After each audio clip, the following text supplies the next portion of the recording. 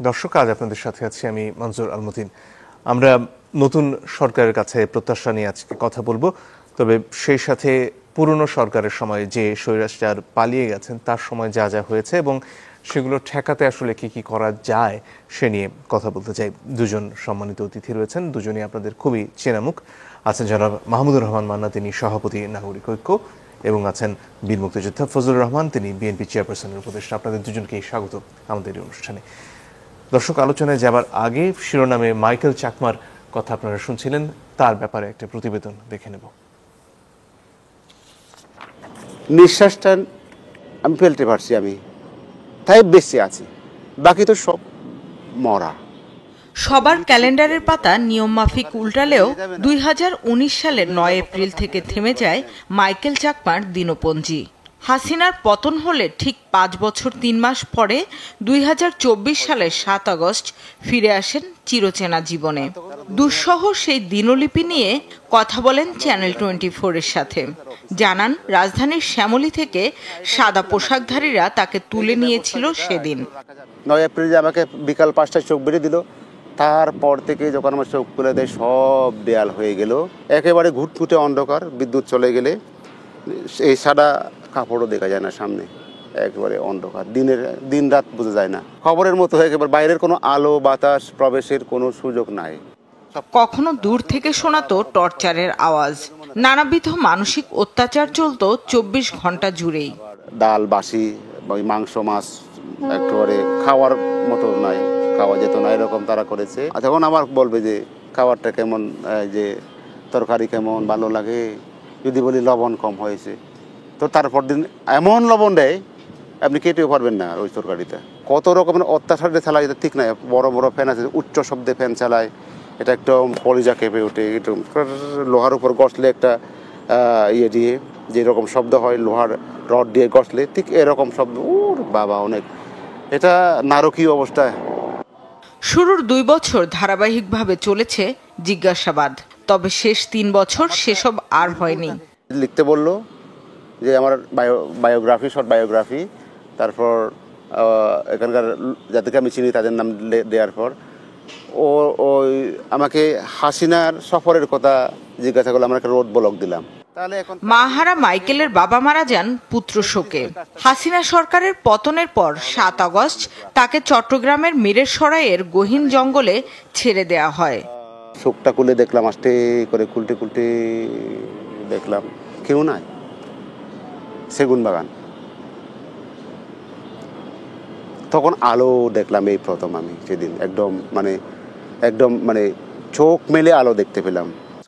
জীবনের দীর্ঘ সময় খোয়ালেন যাদের জন্য, তাদের দৃষ্টান্তমূলক শাস্তি চান মাইকেল। একটা প্রতিঘাত তো আমি অবশ্যই চাইব। এখন তো আমি নিজেও এখন ইনসিকিউর, এখনো পর্যন্ত আমি নিজেকে নিরাপদ মনে করতে পারছি না। সারা দেশের মতো পার্বত্য চট্টগ্রামের পরিস্থিতিটা, সাধারণ শাসন ব্যবস্থা সেখানে ফিরিয়ে আনার আমি দাবি জানাই। সামরিক শাসন থেকে আমাদেরকে যেন মুক্ত করা হয়।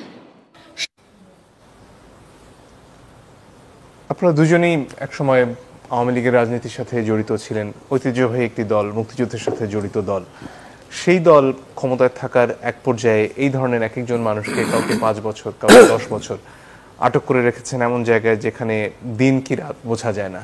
কারো বাবা পুত্র শোকে মারা গেছেন, কারো স্ত্রী 9 বছর 10 বছর অপেক্ষা করার পরে, বিয়ে করার পরে তার স্বামী ফেরত এসেছেন।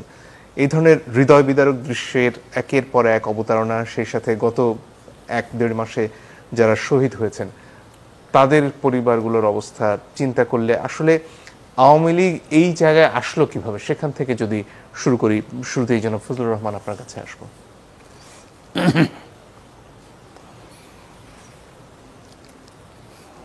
আপনাকে অসংখ্য ধন্যবাদ। দেশবাসীকে আমার সালাম।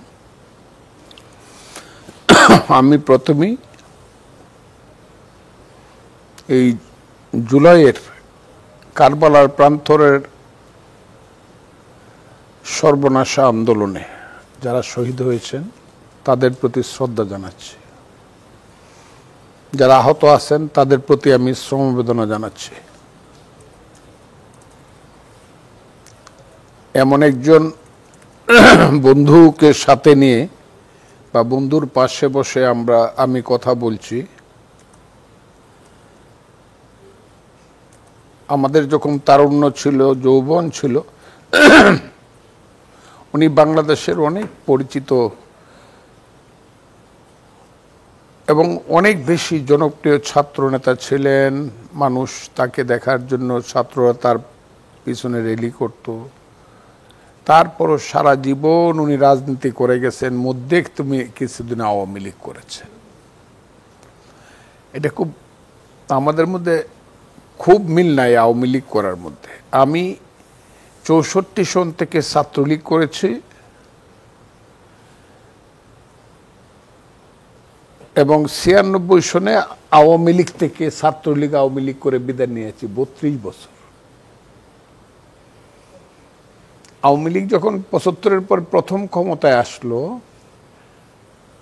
21 বছরের যে সংগ্রাম আন্দোলন, আমার জীবন যৌবন শেষ করলাম, জেল জুলুম অত্যাচার সবকিছু সহ্য করে যেদিন আওয়ামী লীগ ক্ষমতায় আসলো সেদিন কিন্তু আমি আওয়ামী লীগে নাই।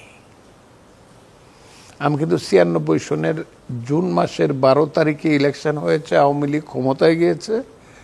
আমি মার্চ মাসে আওয়ামী লীগ ছেড়ে স্বতন্ত্র প্রার্থী হয়ে আমি আমার এলাকা থেকে নির্বাচন করেছি, আওয়ামী লীগ ছেড়ে গিয়েছি।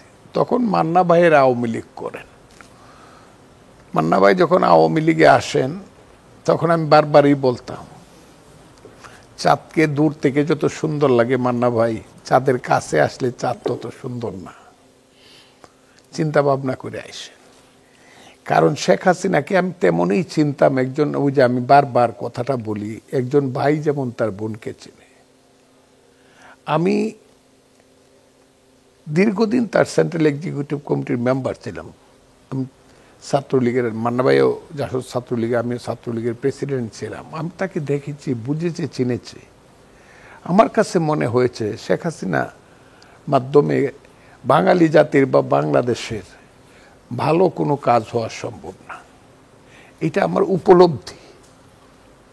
এবং এটাও মনে হয়েছে শেখ হাসিনার সাথে যারা থাকবে পরিণামে এবং পরিণতিতে তারা ইতিহাসের কালো অধ্যায়ের সাথী হবে এবং আস্থা করে নিক্ষিপ্ত হবে। এটার কোনো ধরনের ব্যতিক্রম হবে না।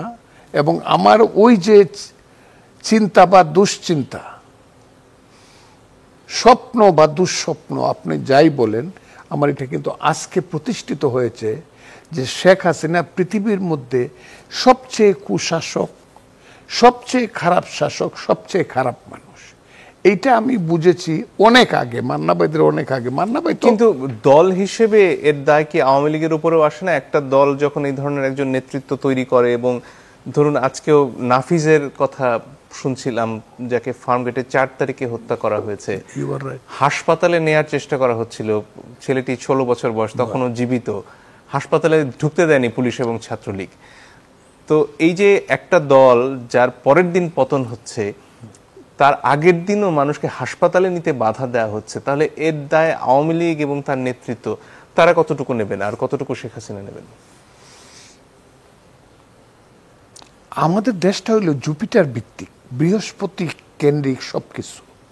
বিশেষ করে বাঙালি জাতি হলো বৃহস্পতি কেন্দ্রিক। বৃহস্পতি যেদিকে লাইট ফোকাস করবে সেই দিকটা আলোকিত হবে। আওয়ামী লীগ রাজনীতির প্রধানত বৃহস্পতি হলেন শেখ হাসিনা। তার ইচ্ছা, তার সিদ্ধান্ত, তার আকাঙ্ক্ষা, এর বাইরে কথা বলার মতো কোনো অবস্থা আওয়ামী লীগের প্রথম দিন থেকেই ছিল না। একমাত্র এই হতভাগা ফজলুর রহমান, উনি আসলেন 81 সনের 17 মে, আর আমি বিদ্রোহ করলাম 81 সনের 31 অক্টোবর। কদিন? মে, জুন, জুলাই, আগস্ট, সেপ্টেম্বর, অক্টোবর। কি কথা নিয়ে বিদ্রোহ করলাম? রক্তের উত্তরাধিকারের রাজনীতিতে বিশ্বাস করি না। এই 5 মাস 6 মাসে কিন্তু আমি চিনলাম উনি রাজনীতির লোক না। এবং উনার যে বাঙালি বাংলাদেশ সম্পর্কে তার যে দৃষ্টিভঙ্গি, এগুলো আমি এখনো বলতে চাই না যে কোনো কারণে হোক আমি বলতে চাই না, এই ফজলু তুই বাঙালিরে চিনোস? আমি বলতাম না, আমি তো বাঙালিরে অত চিনি না, আপনি চিনেন। এরপরে যে উনি কথাগুলো বলতো, এই কথাগুলো আমি আর এখানে বলবো না। আমি 6 মাস পরেই বিদ্রোহ করছি এবং 5 বছর বিদ্রোহ করছি ওনার বিরুদ্ধে। তারপরে আবার আওয়ামী লীগে ব্যাক করছি না, আমাকে ব্যাক করাইতে বাধ্য করা হয়েছে।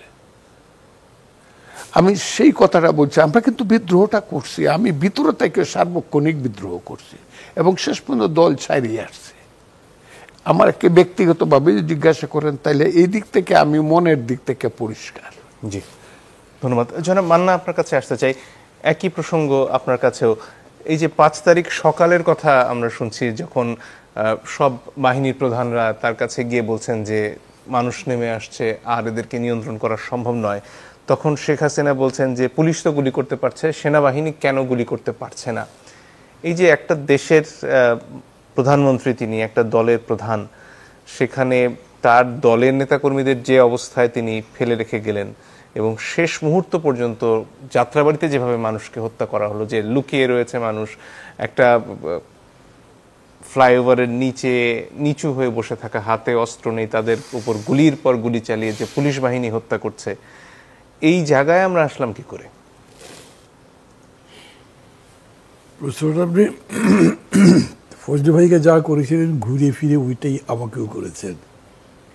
উনি যেটা জবাব দিয়েছেন আমি মনে করি যে এটা সরি বাই অ্যান্ড লার্জ বলেছে। আমি একটা আরেকটা দিক বলি, শেখ হাসিনাকে আমাকে একটা পারভার্ট মনে হয়, কোন অর্থে? পলিটিক্সের অর্থে বলছি আর কি।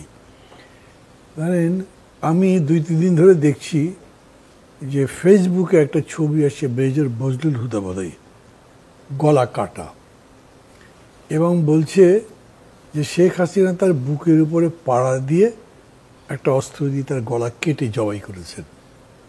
এটা কি বিশ্বাসযোগ্য মনে হয়েছে আপনার না, কাছে? ওইটা না, ওইটা তো আমি বলবো, মানে শুনলেই গা শিউরে ওঠে না। আমি ওই ছবি দেখে বুঝি না, আমি অত টেকনিক্যাল এক্সপার্ট তো নই, আমি এটা বিশ্বাস করতে চাচ্ছিও না, কিন্তু মানুষ এটা বিশ্বাস করেছে, ভাইরাল হয়েছে ছবিটা, সব জায়গায় আলোচনা হয়েছে। আমি যে কথা বলছি সেটা হচ্ছে, এই যে ধরেন শেষ মুহূর্তের কথা আপনি বললেন, উনি তাদের ডেকে যেরকম, মানে আরও তো অনেক ডায়লগই বাইরে আসছে, ওয়াকারকে উনি অপদার্থ বলেছেন, বিমান বাহিনীর ওদেরকে অকাজের লোক বলেছে, তোমরা কিচ্ছু করতে পারো না, কোথা থেকে তোমাদেরকে কোথায় এনে দিয়েছি, তা মনে আছে তোমাদের। অথচ তার আধা ঘন্টার মধ্যেই উনি তল্পিতল্পও গোটাতে পারেননি, পালিয়ে গেছেন। আধা ঘন্টার এই যে ডিফারেন্স, সেই সময় আবার খেয়াল করেন, এটা আমি শোনার কথা বলছি, কোনটা যে ঠিক কোনটা বেঠিক সত্য ভেরিফাই করবার সময় পাচ্ছি না, বা এখনও সেরকম তথ্য নেই। পুলিশ হেডকোয়ার্টারে এই যে ডিবির হারুন, তারপরে এই অ্যান্টি টেরোরিজমের যে মনিরুল হক ছিলেন, তারপরে বিপ্লব ছিলেন, ওনারা কয়েকজন নাকি একসাথে ছিলেন, এবং 1টা-2টোর দিকেও তাদের মুডটা হচ্ছে প্রাইম মিনিস্টার অর্ডার দেবেন এবং তারা নামবেন, সব ঠান্ডা করে দেবেন। তারপরে যখন শুনেছেন তখন তাদের মধ্যে আর একটা দৃশ্য হয়েছে। শেখ হাসিনা দেশের মানুষকে কখনো ভালোবাসেননি। আমি আওয়ামী লীগে যোগদান করার আগে তার সাথে 2-4 দফা কথা হয়েছে। উনি সবসময় আমাকে বাঙালি জাতি সম্পর্কে খুবই খারাপ কথা বলেছেন। উনি বলেছেন, এরা তো বেঈমান, আমার বাবা মারা গেছে, এইভাবে একটা লোক প্রতিবাদ করেনি। আওয়ামী লীগের নেতাদের নাম ধরে ধরে বলেছেন, এরা সব বিশ্বাসঘাতক, বঙ্গবন্ধুর রক্তের সাথে বিশ্বাসঘাতকতা করেছে। এই কথাগুলো বলা মানে নতুন করে আর তাকে বদনাম করার, সমালোচনা করার জন্য বলছি না, যে প্রস্তাবটি করেছেন সেটা বোঝাবার জন্যে। ভারত বিভক্ত হলো, একটাই দেশ বিভক্ত হলো, এই দিকে কংগ্রেস, এই দিকে মুসলিম লীগ, এইখানে নেহেরু, ওইখানে জিন্না। এই যাবৎকাল ভারতে কোনো মার্শাল ল আসেনি।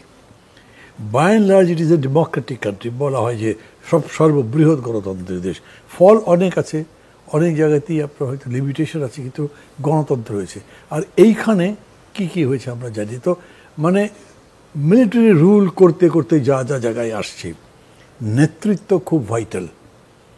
ওইখানে বল্লভভাই প্যাটেল আর নেহরুর মধ্যে ঝগড়াঝাটি যাই থাক, দিন শেষে দুইজনই গণতন্ত্রেরই চর্চা করেছেন, এবং সেই জন্যে পণ্ডিত নেহেরু যাই করেছেন এই পার্লামেন্টারি ডেমোক্রেসির বাইরে যায়নি। কিন্তু আমাদের এখানে তো এটা বালাই নেই। দেখেন স্বাধীনতার পরে শেখ মুজিবুর রহমান অজস্র তার অলঙ্কার আছে, এগুলো আমি বলছি না, কিন্তু সিরাজ শিকদার হত্যা তো তার সময় হয়েছে। উনি পার্লামেন্টের মধ্যে বলেছেন কোথায় সিরাজ শিকদার আজ। একটু ভেবে দেখেন, হি নোজ যে এই লোকটাকে হত্যা করা হয়েছে এবং উনি বলছেন এখন কোথায় সে, আমি মেরে ফেলেছি সে কথাটা বলছেন না। তারপরে ধরেন উনি যে একদল করলেন, এই সব কিছুর মধ্যে লাল ঘোড়া দাবি দেব অসংখ্য কথাবার্তা আছে। মূল ব্যক্তি যখন মানসিকভাবে বিকারগ্রস্ত, মূল ব্যক্তি যখন মানসিকভাবে ফ্যাসিস্ট, তার রুলটা ফ্যাসিস্ট হতে বাধ্য। আমরা বাঙালি জাতি সম্পর্কে বহু রকম কথাবার্তা আছে, বিশেষ করে নীরজ চৌধুরীর কথা এখন আবার বেশি মনে পড়ে। এমন নয় আমি তার সাথে ফুললি অ্যাগ্রি করছি, কিন্তু তিনি যেগুলো বলেছেন, পলাশীর ময়দানে যুদ্ধ হলো বলছেন হান্টার ইতিহাসবিদ যে আশেপাশে দাঁড়িয়ে যারা যুদ্ধ দেখছিল তারা একটা করে ঢিল ছুড়লেও ব্রিটিশ সৈন্য জিততে পারত না, করে নেই। হয় সচেতনতা নাই, অথবা বলছে এটা কী ঘটনা। ভগবান গোলাদিয়া যখন নবাব সিরাজদৌলের ডেড বডি নিয়ে যায় গরুর গাড়িতে চড়ে, লোকজন দেখছে ব্যাপার কি, এই সিপাহী যারা ওই কোম্পানির তারা নিয়ে যাচ্ছে এই কী ব্যাপার। অনেকে বলেছে ওটা নবাবের লার্জা, কোন নবাব বলেছে সিরাজদৌল্লা। তারপর এবার নিজের কাজে চলে গেছে। যেভাবে তাকে ধরিয়ে দেওয়া হলো, জাতি, আপনি দুটো জাতির ব্যাপারটা দেখেন, আফগানস ওয়ার নেভার ডিফিটেড। কোনোদিন আফগান কোনো জাতির কাছে পরাজিত নেই। এমন না যে আফগানরা আমাদের চাইতে অনেক শিক্ষিত, অনেক বেশি ধনী ইত্যাদি, তা না, কিন্তু ওদের একটা জাতির চরিত্র কেউই শেষ পর্যন্ত ওখানে পারে নাই। আর আবার আপনি যদি ফ্রান্সেরটা দেখেন, প্যারিসে হিটলার ঢুকবার আগেই প্যারিসের মেয়র সারেন্ডার করে দিয়েছে, আমার এত সুন্দর শহরটা কিছু ভাঙচুর করো না, তুমি নিয়ে যাবে এমনিতেই। আমাদের এখানেও শাসক যিনি, তিনি আপাদমস্তক ফ্যাসিস্ট, আর যারা তার অধীনে শাসিত তারা নিজেদের প্রজা মনে করেছে। এই 15 বছরে কেউ প্রতিবাদ করেনি। সর্বশেষ যে ঘটনাটা আপনি উল্লেখ করলেন, সেই সময় আমি অবশ্য জেনারেল ওয়াকারকে এবং এয়ারফোর্সের চিফকে ধন্যবাদ দেব, তারা বলেছেন যে এটা সম্ভব নয়, আপনাকে রিজাইন করতে হবে। আলটিমেটলি তাদের প্রেশারের কারণে, পারসুয়েশনের কারণেই তিনি চলে গেছেন। এরকম রেয়ার, 15 বছর আপনি একটাও দেখেন। কিন্তু সাধারণ মানুষের যে প্রতিরোধ, সে প্রসঙ্গেও আসতে চাইবো। একটা বিরতির সময় হয়ে গেছে, দর্শক একটু পরে ফিরে আসছি, আশা করি সাথে থাকবেন।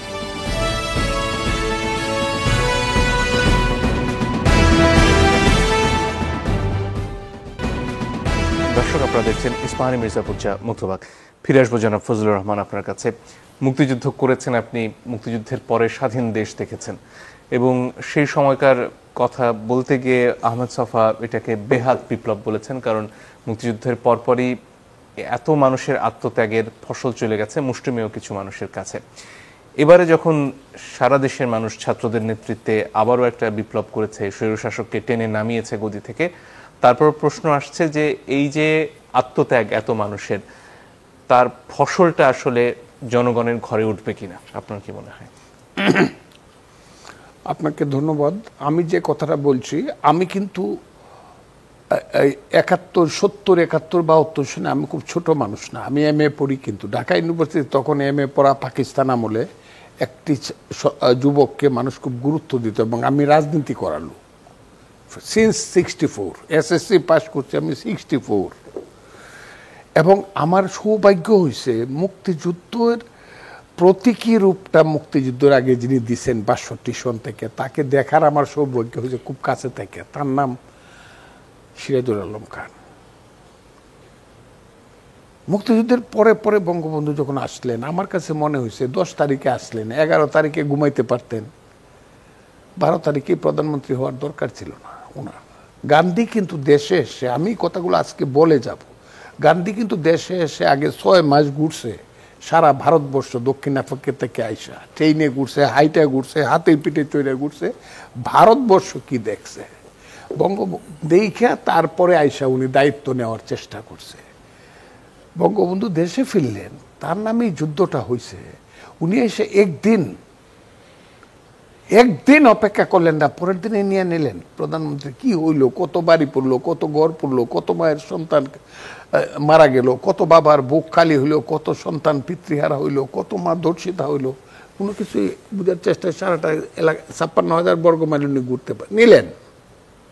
এবং আমি সেই কারণেই বলি the fall started from the very first day. এটা আমার কথাটা খুব মারাত্মক, কারণ আমি এই কথাটা দেখছি সিয়াদুল আলম খান চেষ্টা করছে, যুদ্ধ করেছি সবাই মিলে, বঙ্গবন্ধু, দেশ গর্ব সবাই মিলে, সরকার করব সবাই মিলে একটা সময় পর্যন্ত, তারপরে আপনি দল করেন।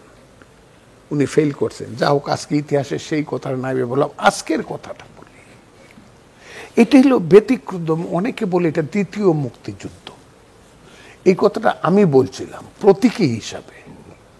৭১ ছিল মুক্তিযুদ্ধ, এটা হলো প্রতীকী মুক্তিযুদ্ধ। খেতের আলিদা মানুষ আসতেছে, ওই নৌকা দিয়ে মানুষ আসতেছে, পুলিশে ফিরাইতেছে, গোপনে মানুষ আসতেছে, বর্ডার পার হয়ে মানুষ আসতেছে, হাজারে হাজারে।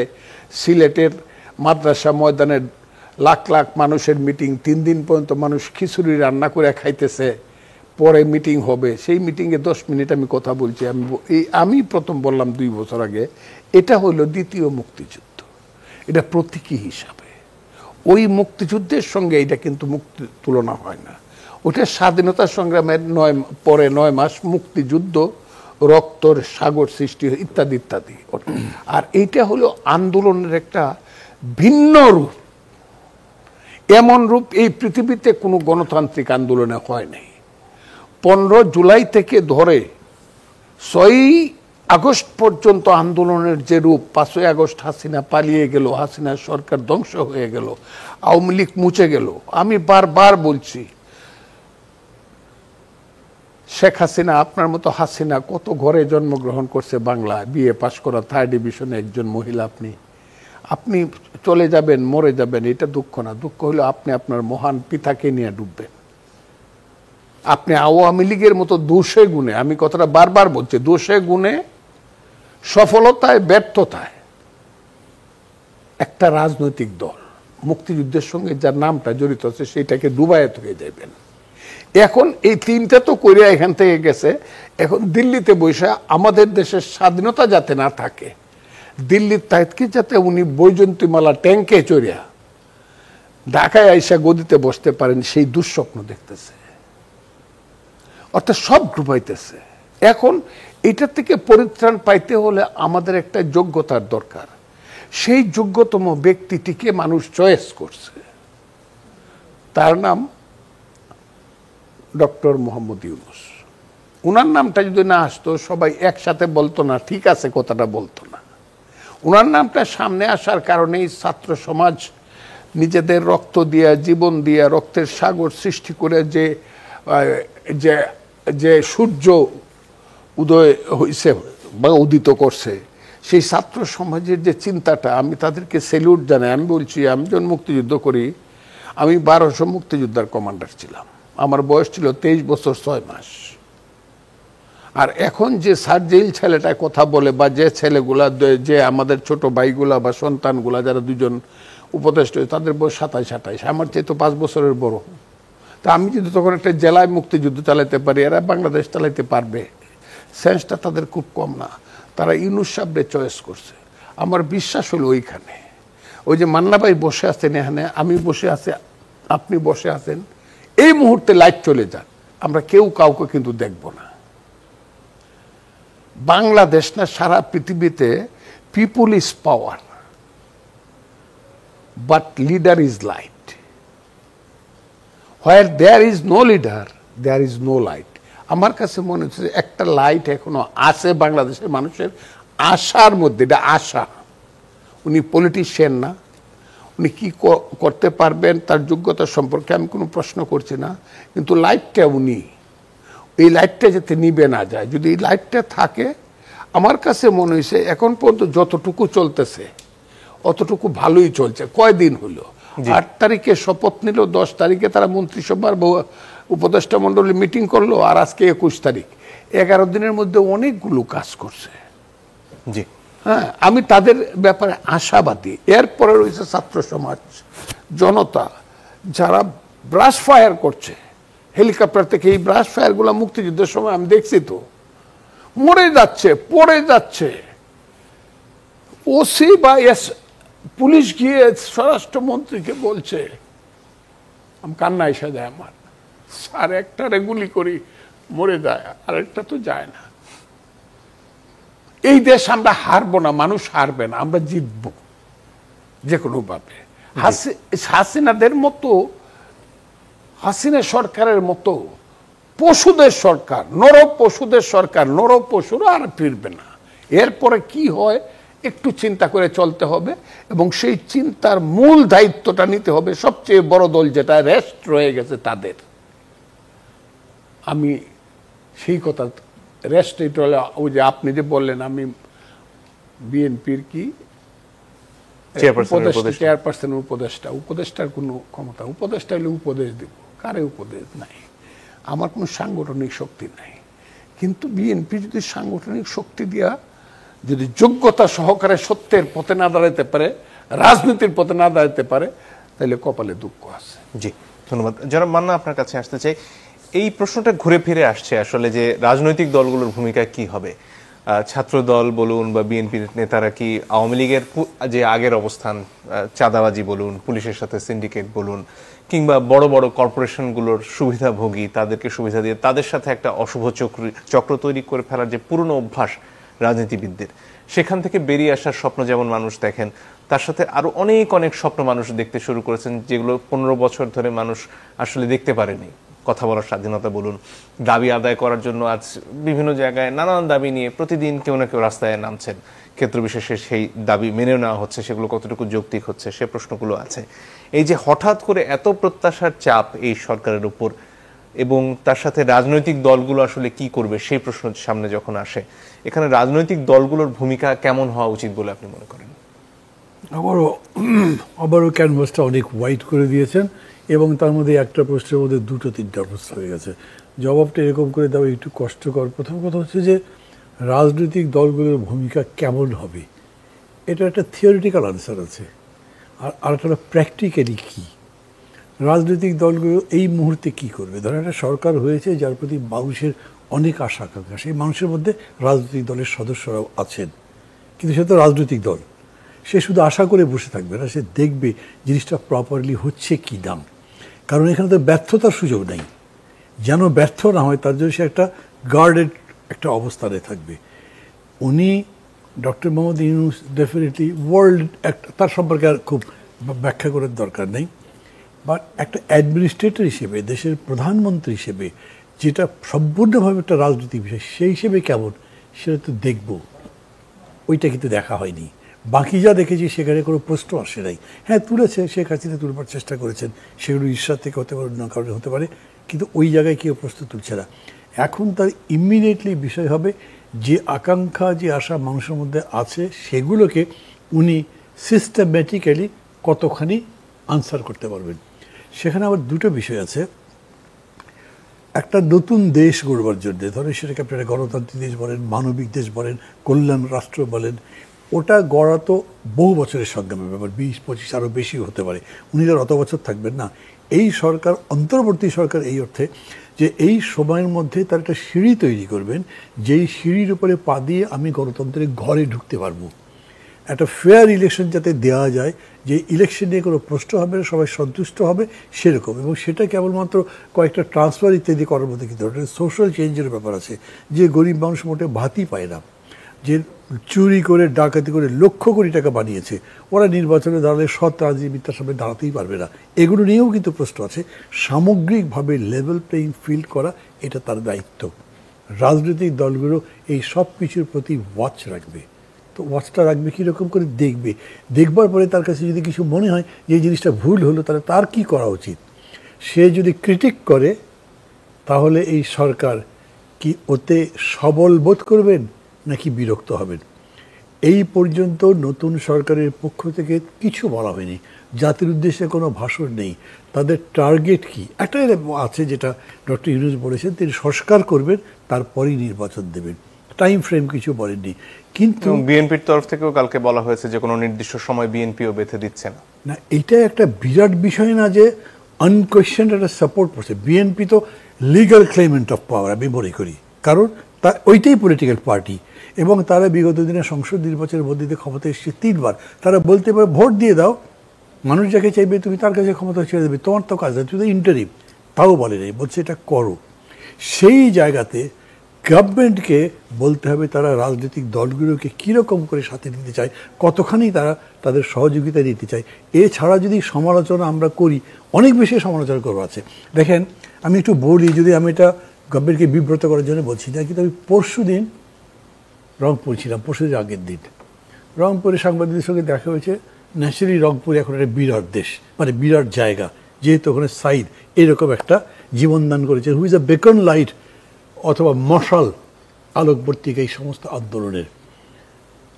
বললাম তো, তারা বলছে এগুলো সব কথা তো ঠিক আছে, কিন্তু তার এই আত্মত্যাগের, আত্মদানের আমরা কি যথাযথ মূল্যায়ন করতে পারবো? তাদের প্রশ্ন হচ্ছে, আমরা তো বলেছি প্রতিটা গুলির বিচার করব, প্রতিটা হত্যার বিচার করব। সাইদ হত্যার বিচার হবে যে, তার তদন্তভার তো এখনো পুলিশের হাতে। খুবই এম্বারেসিং কোয়েশ্চেন। খেয়াল করে দেখেন, গভর্নমেন্ট অনেক কাজ করছেন, এতে কোনো সন্দেহ নেই, কিন্তু তারা সুপারস্ট্রাকচারে যত চেঞ্জ করছেন, লোয়ার লেভেলে কি হচ্ছে, যদি আপনি সাইদ হত্যার বিচারে একটা রং রিপোর্ট দিয়ে দেন, তখন অ্যাকশন নেবেন। কেন এখন নেওয়া যায় না? তাদের প্রায়োরিটিতে যেগুলো আছে তার সাথে পুলিশের তদন্তের বিকল্প কি হতে পারে এই ক্ষেত্রে? না, পুলিশের তো, যে পুলিশ এটা করেছে, আপনি হোল স্টাফ বদলি করে দেন, নতুন স্টাফ দেন, অথবা পিবিআইকে দেন, এমন কাউকে দেন যাদের নিয়ে কোনো প্রশ্ন হবে। একটা কিছু তো করা যায়, কিন্তু এটা গভর্নমেন্ট এখনও করতে পারেনি। লাইকওয়াইজ আরও কিছু কথা বলা যায়। ধরেন, সবাই কিন্তু বলেছে যারা যারা মৃত্যুবরণ করেছেন তাদের খোঁজ দেন, লিস্ট করেন, তাদের ফ্যামিলিকে হেল্প করেন, আহত যারা আছে তাদেরকে হেল্প করেন। গভর্নমেন্ট এই কাজে এখনও হাত দিতে পারে নাই। খুবই কষ্ট লেগেছে। আবার বগুড়াতে 11 জন মারা গেছেন বলে আমি শুনেছি, পত্রিকায় লিখেছে। আমি ওদের কয়েকটা কবরে গেছি, ফ্যামিলির সাথে দেখা করেছি। একজনকে পেলাম, উনি রিক্সা চালাতেন। মারা যাবার পরে যখন তাকে নিয়ে এসছে, ওকে দাফন করবার জন্য তার মাটি নেই, মানে কোনো জমি নেই তার। শেখ হাসিনার সরকার কত উন্নয়নের কথা বলেছে না, এই রকম অনেক আছে। এবং নিশ্চয়ই আপনি খেয়াল করেছেন, বেশিরভাগ মানুষ মারা গেছে কিন্তু মেহনতি মানুষ, দরিদ্র মানুষ। তো তাদের প্রতি আপনার বিরাট একটা অ্যাটিচিউড, দায়িত্ব আছে। আমি বলছি টাস্কটা হিউজ। যদি গভর্নমেন্ট কোনোভাবে পলিটিক্সটাকে এটার মধ্যে অ্যাকোমোডেট করতে নেই, এমন নয় যে রাজনৈতিক দলগুলোকে, রাজনৈতিক দলের নেতাদের অ্যাডভাইজার বানিয়ে দিতে হবে, কিন্তু এই আইডিয়াগুলো তাদের নেওয়ার কথা। কেন বলছি, আরেকটা উদাহরণ দিই, এটাও বলছি, ক্রিটিক করছি না, কিন্তু এটা বলতে হবে। একদল ছাত্র গিয়ে বলল, এই অসুবিধার কারণে এত বড় আন্দোলন, এত আত্মত্যাগ, আমরা লেখাপড়া করতে পারি, অতএব আমরা পরীক্ষা দিব না, অটো প্রমোশন দাও। 2 ঘন্টা আগে যে অ্যাডভাইজার বলেছেন যে না, তোমাদের অ্যাকোমোডেট করবে, যে কত সুবিধা করা যায় যাতে পরীক্ষাটা দিতে পারে, একটা ভ্যালু জাজমেন্ট করা যায়। 2 ঘন্টা পরে তিনি অ্যাগ্রি করলেন যে না, এটা অটো প্রমোশন দিয়ে দিলাম। আমি দেখেছি যে জগন্নাথ কি বলে, নটরডেম কলেজের শিক্ষকরা, টিচার, ছাত্ররা বলছে না, আমরা এটা চাই না। মেরিটের কথা বললেন আপনি, মেধার ভিত্তিতে সব হবে, তো এখানে তার মেধার কোনো জায়গা থাকলো না। আর কিছু কি করা যেত না? দ্বিতীয় কথা, সেক্রেটারিয়েটের গেটগুলো এরকম ওপেন আছে, এগুলো যেটা মিছিল ঢুকে যেতে পারে, খুবই ছোট ছোট বিষয়। এখন আমি এরকম বললে কেউ যদি মনে করে তাহলে তো সরকারের খুব খারাপ, না। আমি বলছি এগুলোই সাজেশন আকারে বলতে চাই। এই টিভিতে এসে আবার বলবার দরকার ছিল না, যদি এটা অন্য কোনোভাবে বলতে পারতাম। মানে রাজনৈতিক দলগুলোর সাথে একটা মিথস্ক্রিয়ার প্রয়োজন বলছি। আমি আরেকটু যদি স্পষ্ট করে বলি, রাজনীতির সাথে একটা মিথস্ক্রিয়া লাগবেই সরকারের। বিকজ আলটিমেটলি এই সোসাইটি বদলাবেন, নতুন দেশ গড়বেন, যেভাবেই বলেন না কারো, টোটালটাই পলিটিক্যাল। আমরা রাজনীতির প্রতি যে ওই হেড পলিটিক্স এক আন্দোলন হয়েছিল না, দিজ আর, আমি রিয়েলি বলবো, খুব ড্যামেজ করেছে আমাদেরকে। বিকজ পলিটিক্স যদি খারাপ থাকে, আপনি সেটাকে পিউরিফাই করেন, আপনি সেটার ব্যাপারে করেন যে মেজার কী নেওয়া যেতে পারে, কিন্তু রাজনীতিকে নিন্দা করে আপনি দেশ চালাতে পারবেন না। আর একটা কথা বলি শেষ, এটা বলে আমি আমার কথা বলে শেষ করব। ছাত্রদের পক্ষ থেকে, শিক্ষার্থীদের পক্ষ থেকে বলা হলো তারা রাজনৈতিক দল করবেন, করতেই পারেন তারা। আসামে প্রফুল্ল মহন্ত দল করেছিলেন আন্দোলনের পরে, তারপরে চিফ মিনিস্টার হয়েছেন আসামের। এইখানে ছাত্ররা যদি 27 বছর বয়সে একটা ক্যাবিনেটই হয়ে যেত, আমি তাও মনে করতাম পারি। সম্রাট আকবর 14 বছর বয়সে ভারতীয় সিংহাসনে বসেছে, তারপর তো চালিয়েছে সারা জীবন। এরা যে পারবে আমি সে কথা বলছি না, কিন্তু এরা যে পারবে সেই জন্যে যে জ্ঞানের দরকার, চর্চার দরকার, সে একটা প্র্যাকটিস তো থাকতে হবে। তারা এইটা বললেন। আবার তাদের মধ্যেই ভিন্ন মত, না আমরা সবার সাথে কথা বলে তারপরে করব। তারপর বলছে না, আমরা এখন দল করব না। তারপর এখন বলছে শিক্ষাঙ্গন খুলে দেওয়া হবে, কিন্তু সেখানে ছাত্রলীগ থাকতে পারবে না, ছাত্র দলের নাম বলা হচ্ছে না, কিন্তু আকারে ইঙ্গিতে বলা হচ্ছে। এইটা একটা পলিটিক্যাল প্রসেস, খেয়াল করেন। এটা যদি না হয়, শিক্ষাঙ্গন যদি এগুলো, প্রশ্ন হচ্ছে যে দলীয় লেজুর বৃত্তির যে ছাত্র রাজনীতি, সেখান থেকে বেরিয়ে আসা প্রয়োজন। কিভাবে জাজ করবেন? কিভাবে জাজ করবেন? আপনি তো আরবিট্রারি সিদ্ধান্ত দিচ্ছেন। ছাত্রলীগ এটা দলীয় লেজুর বৃত্তি করে, ছাত্রদল লেজুর বৃত্তি করে, ছাত্র ইউনিয়ন কিংবা অন্য যারা আছে ছাত্র ঐক্য অন্য সংগঠন তারা করে না, তো এদেরকে দেবেন, কে জাজ করবে?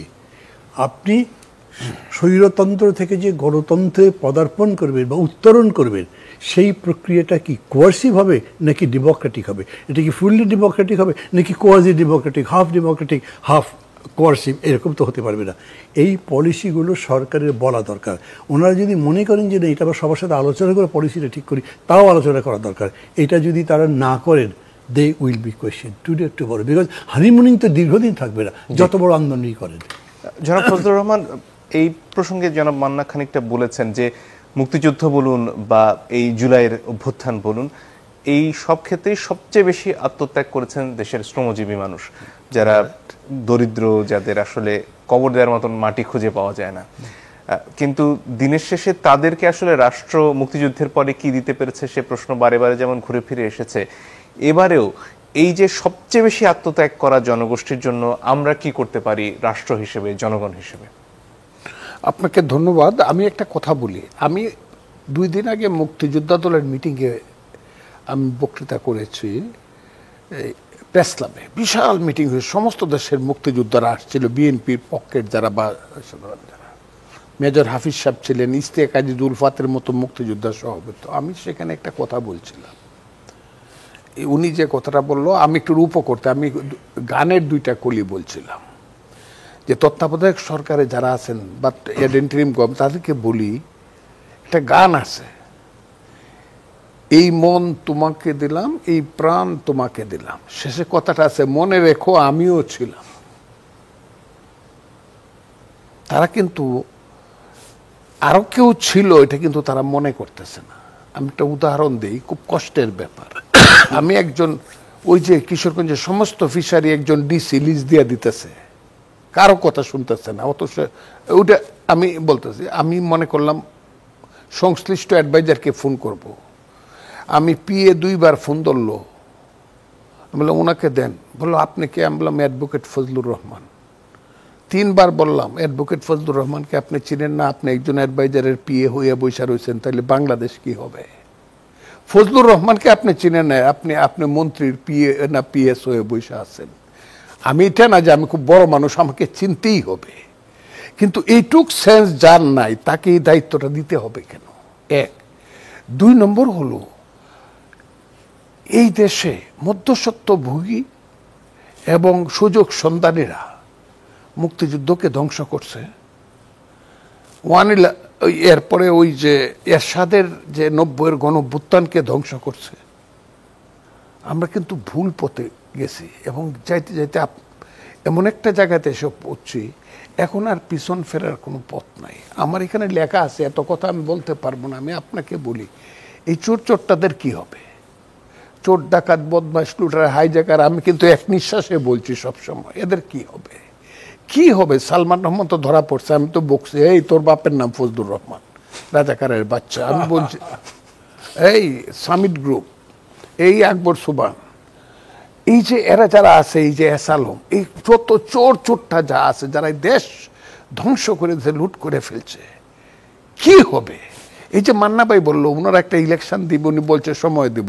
এই ইলেকশনটা সবচেয়ে বড় কথা হলো ওই যে লেভেল প্লেইং ফিল্ড যেটা বলতেছে।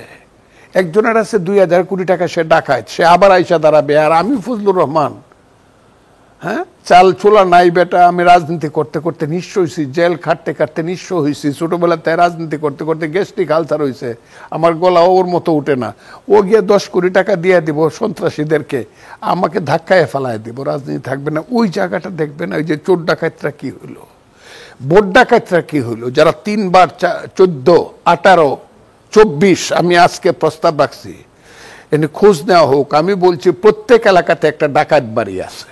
আমি কথাগুলো আমি সবসময়, প্রত্যেক এলাকাতে এটা হলো ভোট ডাকাত বাড়ি। চোরের সর্দারও যতটুকু মানছিল তাদের, সে একটা ভোটও তারা করে না। যারা 3 বার বিনা ভোটে এমপি হয়েছে, সমস্ত তাদের বিচার তো হবেই। এদেরা যাতে নির্বাচনে না দাঁড়াইতে পারে সেই ব্যবস্থাটাও করতে হবে। আরেকটা জিনিস আপনাকে খুব ক্লিয়ারলি বলি, আমি এক নাগারে বলে যাই সব সময়, মুক্তিযুদ্ধ করছিলাম কেন বলেন তো দেখি? এই এক আইন যদি 1 মার্চে যদি এই আওয়ামী লীগের হাতে যদি বা এখানে যদি সংসদ বসায় দিত, যদি সংসদ বন্ধ না করতো, ক্ষমতা দিয়ে দিত, তাহলে তো আর মুক্তিযুদ্ধটা হইতো না। কিন্তু যেহেতু সে জনগণের রায় মানে নাই, গণতন্ত্রের রায় মানে নাই, কাজে যুদ্ধ হয়েছে। তা আমরা দেখছিলাম যুদ্ধ মানে নাই, গণতন্ত্র মানে নাই, নির্বাচনের রায় মানে নাই বলে যুদ্ধ করলাম। যুদ্ধে জয়লাভ করলে আবার নির্বাচন ভালো হবে, পেটের ভাত হবে, পর কত গান, একটি ফুলকে বাঁচাবো। আমি 3টা গান শুনতাম যুদ্ধে যাওয়ার আগে, একটি ফুলকে বাঁচাবো বলে যুদ্ধ।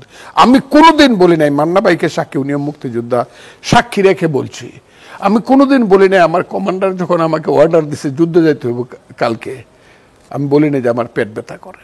বিশ্বাস করেন, করো। আমি আপনাকে বলি, এই একটি ফুলকে বাঁচাবো বলে যুদ্ধ করি, তীর হারাই ডায়র সাগর পাড়ি দেব রে, পূর্ব গগনে পূর্ব দিগন্তে সূর্য রক্তলাল, পথের ক্লান্তি বলে স্নেহ ভরা কোলে তবু মা গো বলো কবে শীতল। এই গানগুলা শুনতাম কানে দিয়ে যাইতাম। সব স্বপ্ন বৃথা গেছে। আমাদের সন্তানেরা এখন এই স্বপ্নটা আনছে।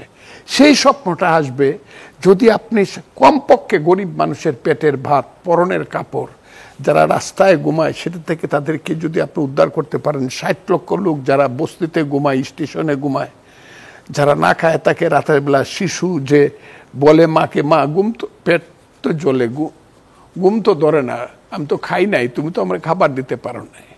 এই জায়গাটা যদি, এই যে লুটারারা যে দেশটা লুটে নিয়ে গেছে, কানাডাতে বেগম বাড়ি বলেন, মালয়েশিয়াতে সেকেন্ড হোম বলেন, এখন দুবাইয়ে টাকা জমাইতেছে, সুইজারল্যান্ডে টাকা, কত দেশ এরা এই যে যাইতেছে। আমি দেখলাম প্রধানমন্ত্রী পরিবার একটা প্রজেক্ট থেকে 68,000 কোটি টাকা লুটে নিয়ে গেছে। আরো কত হাজার, আপনি বিশ্বাস করবেন, কালকে সারা দিন আমার চোখ দিয়ে পানি আইছে। আমি হাইকোর্টে, আপনি আমার রুমটা তো চিনেন, আমাকে ঘেরাও করে থাকে মানুষ। আমি দেখলাম একজন এডিশনাল ডিআইজির স্ত্রীর নামে 6,000 কোটি টাকা। আরে এটা কি বলেন আপনি? 6,000 কোটি টাকা দিয়ে আমার ভাটি এলাকার সমস্ত ক্ষেত কিনে ফেলানো যাবে? 6,000 কোটি টাকা। জি, তো কাজেই আমি মনে করতেছি হ্যাঁ এটা হবে। আর নির্দিষ্টভাবে একটা টার্গেট নিয়ে আগাইতে হবে। সেই টার্গেটটা বিদেশিদের কাছে ইউনূস সাহেব বললে চলবে না, এটা জাতির সামনে বক্তব্য দিয়ে বলতে হবে, দিস ইজ মাই টার্গেট। জি, ধন্যবাদ। আপনারা আমাকে সহযোগিতা করেন এবং এই দেশে গণতন্ত্র আসবে। গণতন্ত্র আসবে through a process of politics and political party, এর বাইরে কিছু হবে না। ধন্যবাদ। এ হলো কথাটা। কেউ জনাব মান্না যদি আর কিছু যোগ করে থাকে মিনিট খানেক আছে। মাইক্রো প্রশ্ন না, আর কোনো প্রশ্ন নেই, মিনিট খানেক আছে, যদি আর কিছু যোগ করে। প্রথম কথা হলো কি, ধরেন মানুষ যাতে ভুল না বোঝে বা যাদের কাছে মেসেজটা যাবে তারা যাতে ভুল না বোঝে, তাদের জন্য বলছি আর কি। আমি আমার কথা বলছি, আমি মনে করি ফজলে ভাই একই কথাই বলছেন। আর তাছাড়া শুনেছেন তো, আমরা বহু বছর একসাথে ছিলাম, এখনও আছি। ইনফ্যাক্ট গভর্নমেন্টকে কোনো বিব্রত করবার কথা ভাবছি না, কিন্তু গভর্নমেন্টকে সাজেশন দিতে পারি। ভালোবাসা সেটাই যেখানে ভালোবাসার মানুষকে আপনি আরও ভালো করবার চেষ্টা করেন। এই গভর্নমেন্ট আমি মনে করছি এটা একটা মানে অবয়বহীন ইয়ের মতো, যাকে আমরা সবাই সমর্থন দিচ্ছি। কেন? পরবর্তী পর্যায়ে উত্তরের জন্য তিনি সব কাজ করবেন। কোনো ব্যক্তি, গোষ্ঠী, দলীয় তত্ত্ব দল নেই, কোনো স্বার্থ নিয়ে করবেন না। এবং সেই জন্য যেগুলো হওয়া দরকার সেই কাজটা করছি। টাস্কটা হিউজ, মানে এটার পরে ধরেন ইকোনমিক ক্রাইসিসের প্রশ্ন যখন আসবে, ওগুলো নিয়ে তো আমরা কেউ আলোচনাই করছি না। 18 লাখ কোটি টাকার ঋণ, হ্যাঁ, চিন্তা করেন। এবং রিজার্ভের অবস্থা কি, জিনিসপত্রের দাম কি, এগুলো কেমনে সামলাবেন? কাজেই all support to this government. কিন্তু কেউ যদি মনে করেন সেটা নিঃশর্ত, তার মধ্যে কোনো কথাই চলবে না, শুধু শর্ট সাপোর্ট, এরকম না। এমন সাপোর্ট করব যেই সাপোর্টটা তার জন্য কনস্ট্রাকটিভ হয়, সেটা তারা নেবার মতো গেস্টার করতে হবে, তা না হলে কিন্তু হবে না। অনেক ধন্যবাদ আপনাদের দুজনকেই। আরো অনেক কথা হয়তো থেকে গেল, আরেকদিন হয়তো শুনবো। দর্শক, আপনাদেরকেও ধন্যবাদ যারা আমাদের সাথে ছিলেন। বিদায় নিচ্ছি আজকে।